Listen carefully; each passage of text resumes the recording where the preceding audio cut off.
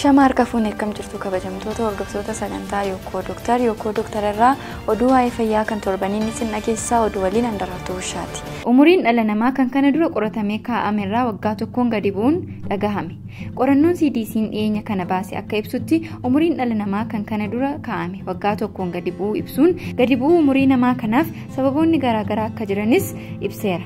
Sababoota kanneen keessaa sadarkaa tokkoffaarratti tamboo xuuxuu yommuu ta'u innis waliigalaan umurii namaa irraa waggaa 6 kan hanqisu yeroo ta'u dhukkubni sukkaaraa sadarkaa lammaffaa qabatee giddugalaan umurii namaa irraa waggaa 6 hir'isuu fi sadarkaa sadaffaarratti kan argamu dhiphina yookaan stress yoo ta'u innis umurii namaa irraa giddugalaan waggaa 2.8 kan hir'isu ta'uu gabaasni CDC'n baase ifoomseera.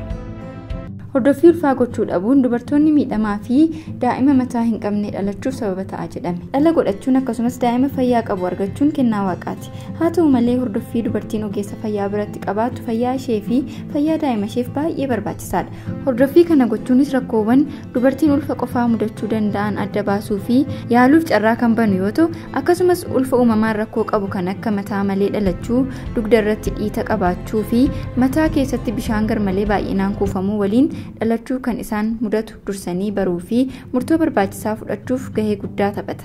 Kanneen hordoffii hin qabne garuu ofiis dhibeen isaanii erga sadarkaa guddaa irra ga'e mana yaalaa dhufu daa'imman isaanii dhibee hin barbaachisne waliin dhalachuun inni mudata jechuun Yookoo Dooktaritti Dooktar Naahom Guruum himaniiru.